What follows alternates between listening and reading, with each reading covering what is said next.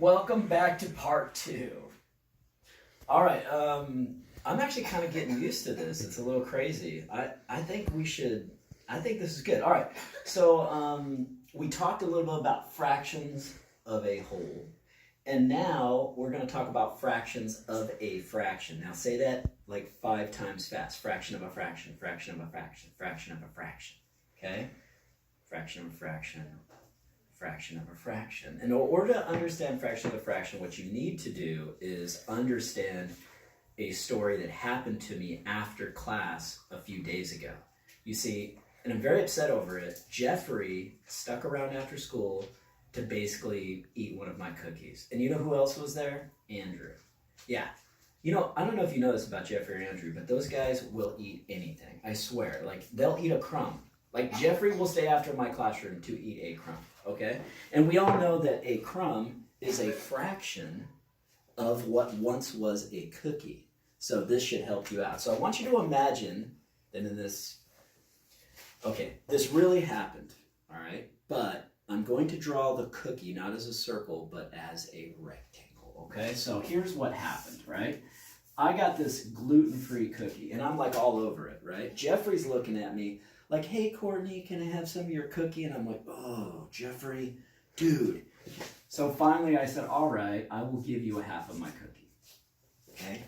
Now here's what I need you to understand, is that I wasn't thinking about just the half that I get, because this was my part right here. Mr. C got this, right? I was actually thinking about the whole cookie, because that's what I was supposed to have in the first place. I was supposed to eat the whole thing. And then Jeffrey looked at me with like the little Jeffrey eyes. And I was like, okay, dude, I got you. So this was actually the whole cookie. Now, if you are drawing this with me, make sure you label that on your paper, okay? So here's the problem, right? I get a half, okay? And I know what you're saying. You're like, well, when does Andrew come into the story? Well, that's what happened. You see, Andrew comes up to me and he goes, hey, Courtney, could I have some cookie? And I'm like, dude, Jeffrey just took a half of it. I'm down to 1/2 of a piece, which means I'm down to a fraction. I only have a fraction of what I started with. Not very cool. Andrew comes over and he wants a fraction of my fraction. You get it? He wants a piece of the piece that Jeffrey left me, which, as you can imagine, it's kind of like being stabbed and then stabbed again. It's kind of like having like salt poured in your wounds. It hurt, man. It hurt bad, okay? But he's Andrew, you know, and he's so nice, dude. You can't say no to that guy. So here's what I told him. I said, look, I'm not giving you a half of my half, dude, because you're small. No offense, Andrew. He's a little smaller, okay? I'm bigger than you. I need more cookie. So I made a deal with him. I told him I will give you 1/3 of my half, okay? Now, let that sink in for a little bit. I will give you 1/3 of my half, right? So what I did was I took my half and I made it into thirds. Get it? Now this part right here is what Andrew got. Guess who got those 2 parts? Yeah, me, because I'm bigger. I got twice as much as he did, okay? But Andrew got this little part right here. Now in class, we worked out exactly what that amount would be.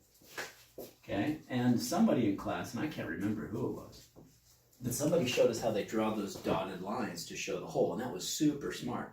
So you can all probably figure out that Andrew's only getting about 1/6, okay? But what I want you to understand for this video is that when you take a fraction of a fraction, it's always getting smaller, smaller, smaller. So I want you to imagine that if you're starting with a half and I take 1/3 of that, you're getting even a smaller amount. Okay, it's getting closer and closer to 0. For example, what if I took 1/4 of 1/2? Okay, imagine this one. This time I get 1/2 of that cookie, but I'm giving you 1/4 of it, which is even a smaller amount than Andrew would get. Right? So whenever you take a fraction of a fraction, you're going to get smaller and smaller and smaller. So when you estimate that, try drawing a picture if you need, but remember that it gets smaller and smaller and smaller. And most times when you estimate a fraction of a fraction, you're going to get something very close to 0. Okay?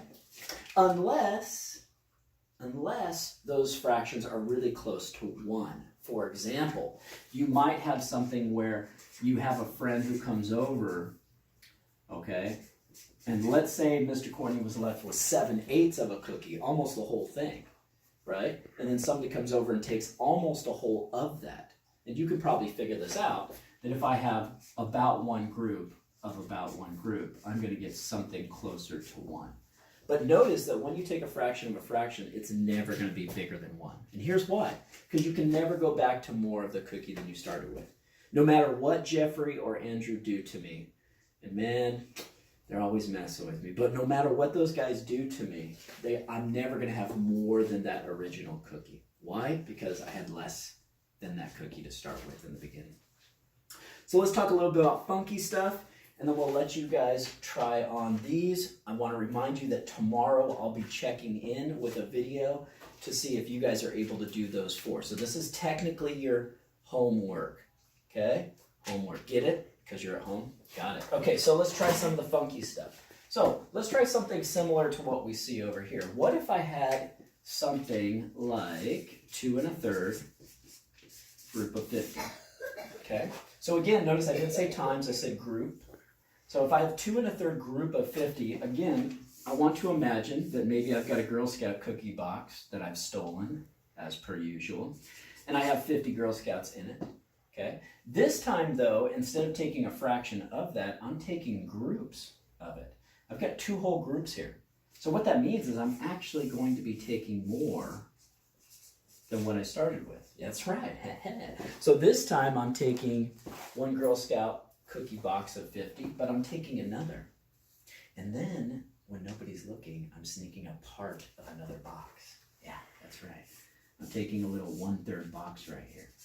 Now, how many cookies do I think would go in that box? Well, if the whole one has 50, half of that is 25, and 1/3 is less than that, so I'm going to guess around 20. I'm going to guess around 20.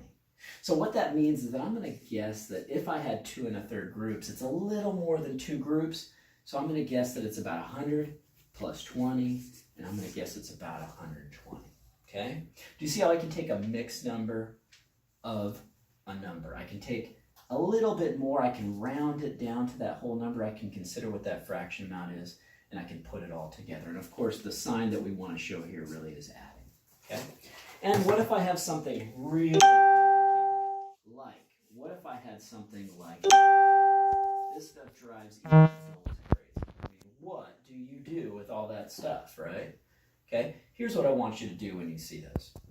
First of all, in the real world, we don't really have 5 1/3 boxes of Girl Scout cookies. Think about it. If somebody gave you 1/3 of a box of Girl Scout cookies, you'd be like, dude, where'd that come from? Just give me the 5, right?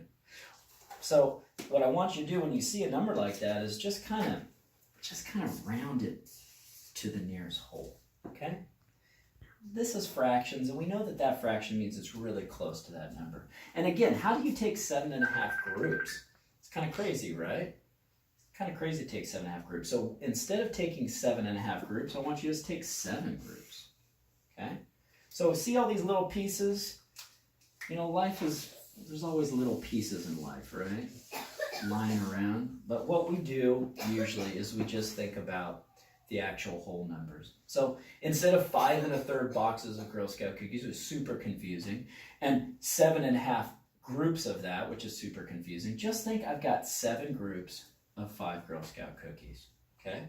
5 Girl Scout cookies, 5 Girl Scout cookies, 5 Girl Scout cookies 7 times. If I had 5, 5, 5, 5, 5, 5, I would have about 35, okay? And if you are an advanced student, which I expect you all to be, then you should also know that this is an underestimate. Why? Because I'm actually rounding down both numbers. So I can do a better guess than 35 if I'm advanced, right? I can say, you know what? I know that there's some pieces missing in here, so I'm going to guess something a little higher, maybe 36, maybe 37, okay? So for your first at-home coronavirus math lesson, I want you to solve those 4 problems with a model and an estimate if you can solve them, you might impress me a little bit, but I'm not really looking for that today. What I'm looking for you is to explain your thinking. I want you to estimate them. If I have 5 cookies in a box, what would 1/3 of that look like? Okay. If I had 7 cookies in a box, what would 3/4 of that look like? Okay. If I had 40 cookies in a box, what would 1 1/8, 9th groups of that look like?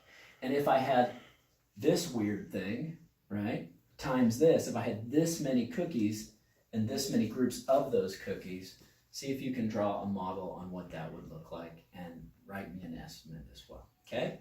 Put your answers down in the comments. Tomorrow you'll see a video on this. I'm Mr. Courtney. You're the Thunder Eagles. We're at home, but all's good. I miss you guys. Kind of, a little bit. Maybe a little bit. Talk soon.